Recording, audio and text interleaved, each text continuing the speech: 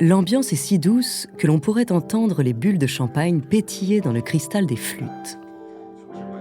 Les serveurs sont tous tirés à 4 épingles et coulissent avec une grâce discrète entre les invités. Chaque plateau d'argent qu'ils portent offre son lot d'amuse-bouches exquis, mêlant les cuisines italiennes et françaises. Smoking sur mesure pour les hommes, robes de soie colorées pour les femmes, les convives sont tous plus élégants les uns que les autres. On peut difficilement faire plus chic qu'une telle soirée. Surtout quand celle-ci se tient à la Maison-Blanche. Ce soir de février 1962, le président John Fitzgerald Kennedy et sa femme Jackie reçoivent à dîner dans le cadre d'un gala destiné à lever des fonds, et pour allier l'utile à l'agréable, les occupants de la Maison-Blanche n'ont pas convié que des politiciens, loin de là.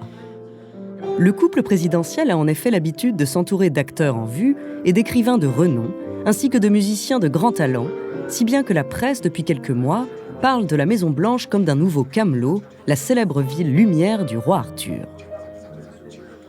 À 21h, l'heure convenue, on devrait passer à table. Mais les serveurs sont perplexes.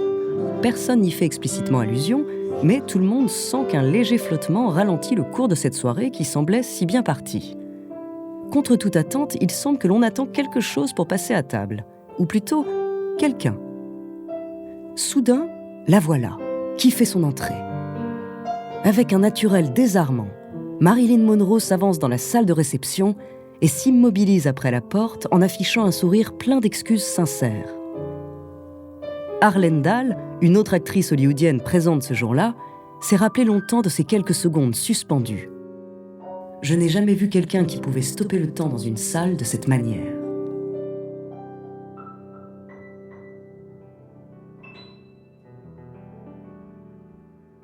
Toujours est-il que l'actrice la plus célèbre d'Hollywood se présente à la Maison-Blanche avec plus d'1 heure de retard.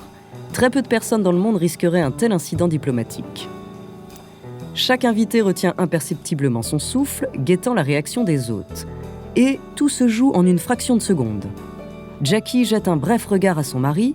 La première dame n'aime pas cette actrice, aussi réputée pour ses films que pour ses liaisons. Mais au sein du couple présidentiel parfait qu'elle doit former pour les électeurs américains, Jackie n'a pas son mot à dire, et elle le sait. John, lui, est captivé. Sa robe noire épouse parfaitement les courbes de Marilyn, et le fin collier d'argent qu'elle porte au cou brille de 1000 feux. Elle est plus belle encore que sur les photos. Le rouge de ses lèvres, qui contraste avec la couleur de ses impeccables cheveux blonds, la rend irrésistible. Juste avant que les secondes ne s'éternisent lourdement, le président sourit et lance avec son parfait sens du timing « Vous voilà enfin parmi nous ». Et la soirée reprend son cours avec un enthousiasme renouvelé. Ce soir-là, Jackie Kennedy assiste impuissante aux échanges de regards entre Marilyn Monroe et son mari. Que son mari la trompe, elle le sait depuis longtemps. Mais il ne s'est jamais montré si peu discret, et vu la notoriété de cette femme, cet affront pourrait ternir leur image pour de bon. La première dame n'imagine pas à quel point l'avenir va lui donner raison. Dans quelques mois, pour le 45e anniversaire de JFK, Marilyn Monroe va lui chanter « Joyeux anniversaire » en direct à la télévision devant toute l'Amérique, sur un ton des plus suggestifs.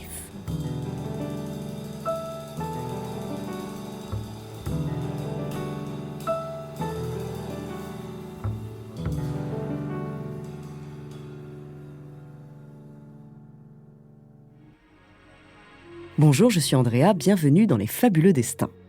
Cet épisode est le 4e que nous consacrons aux anniversaires les plus sensationnels de l'histoire. Aujourd'hui, je vous parlerai de la liaison entre Marilyn Monroe et John Fitzgerald Kennedy. Dans le tourbillon de l'histoire et à la frontière entre la politique et le show-business, leur relation a marqué l'Amérique pour toujours.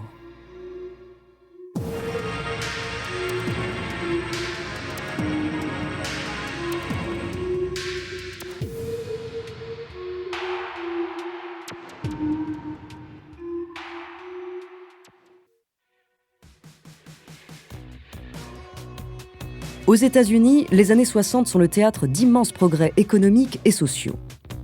Si la guerre du Vietnam et la diplomatie périlleuse de la guerre froide occupent les esprits, la décennie voit aussi le pays signer la loi sur les droits civiques en 1964, avant que les États-Unis n'écrasent la concurrence dans la course à l'espace en 1969, lorsque Neil Armstrong fait un pas de géant sur la Lune.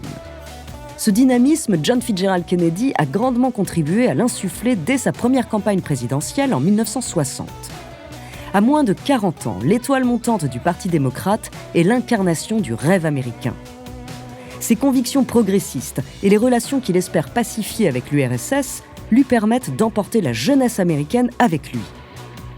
Mais si celui que toute la nation appelle par ses initiales connaît cette ascension fulgurante, c'est aussi grâce au couple qu'il forme avec sa femme, Jacqueline Kennedy, dite Jackie.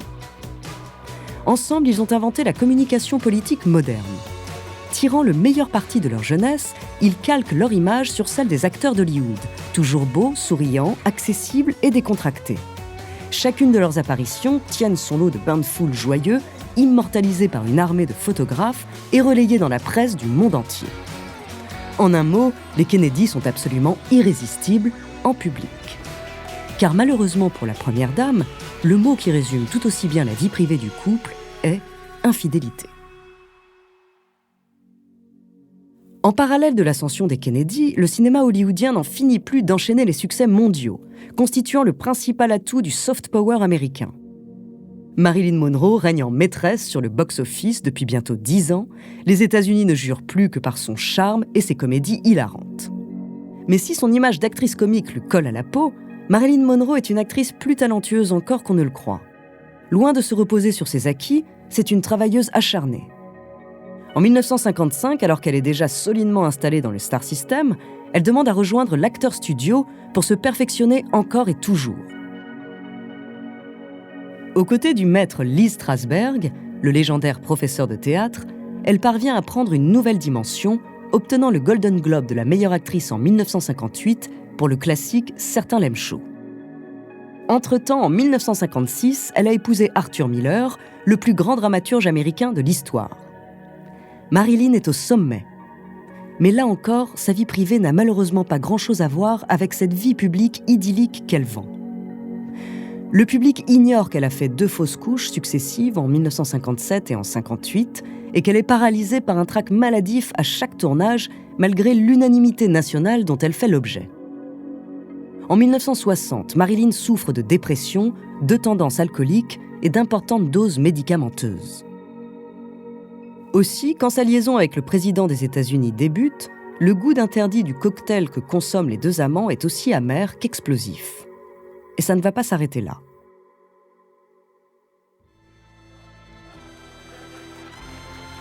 « 29 mai 1962, Manhattan.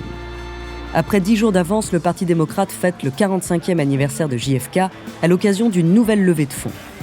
Au Madison Square Garden, l'une des plus prestigieuses salles de concert de New York, la liesse populaire se mêle aux paillettes argentées qui dégringolent du plafond.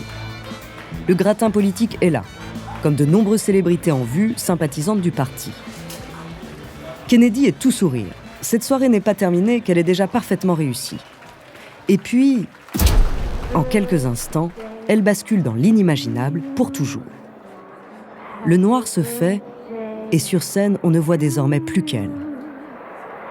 Vêtue d'une robe moulante couleur chair, parée de strass éclatants, Marilyn Monroe se met à chanter lentement, d'une voix sensuelle, « Happy Birthday, Mr. President », sous les yeux de millions de spectateurs, en direct à la télévision. La séquence devient immédiatement culte et fait la une de tous les journaux dès le lendemain. Mais ce qui n'était jusqu'ici que des rumeurs prend alors une ampleur démentielle.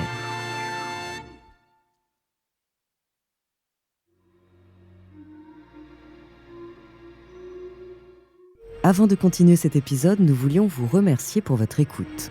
Si vous voulez continuer de nous soutenir, abonnez-vous à la chaîne Bababam Plus sur Apple Podcast. Cela vous permettra une écoute en avant-première et sans interruption. Ou bien écoutez ce message de notre partenaire sans qui ce podcast ne pourrait exister. On se retrouve tout de suite après.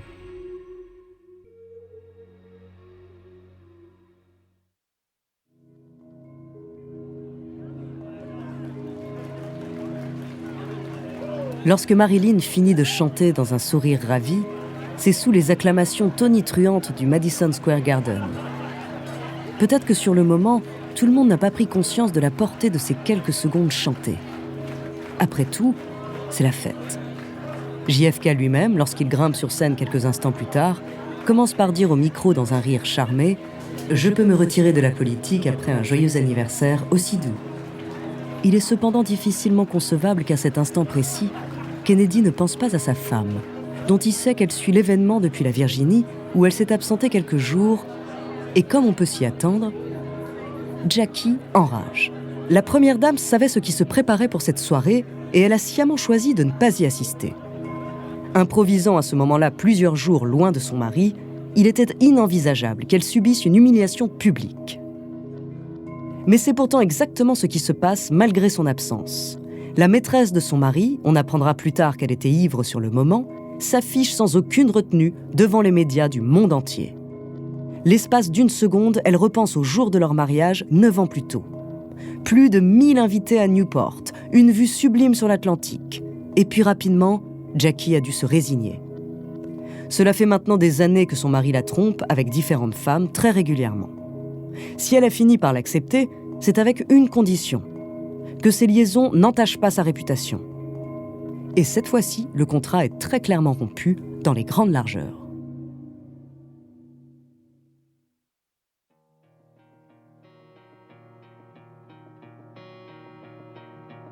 Se sentant légitimement insultée, salie, trahie, Jackie obtient bientôt la fin de cette aventure en échange de son engagement de se comporter avec son mari comme si rien n'avait eu lieu.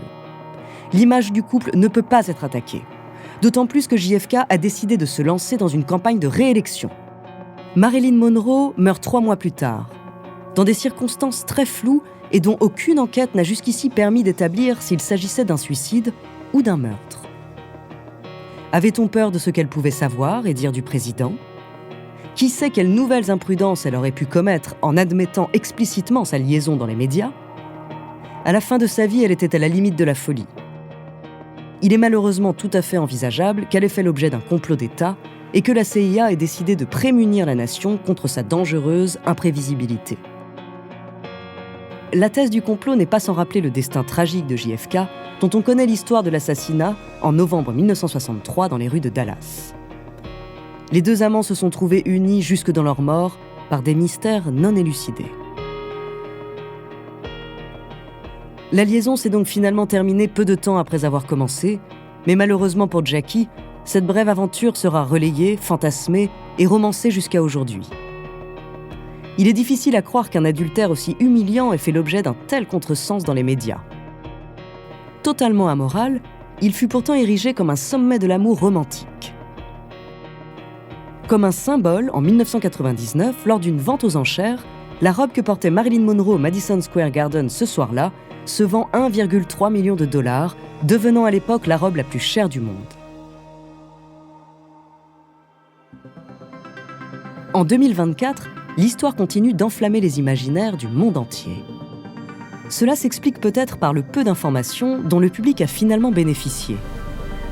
Comme pour les tours de magie les plus fascinants, les secrets que l'on n'a pas encore percés continuent de hanter nos yeux ébahis par l'illusion, trompeuse mais stupéfiante.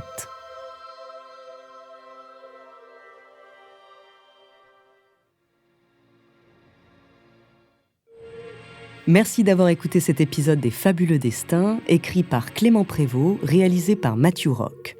Si cet épisode vous a plu, n'hésitez pas à laisser des commentaires et des étoiles sur vos applis de podcast préférés.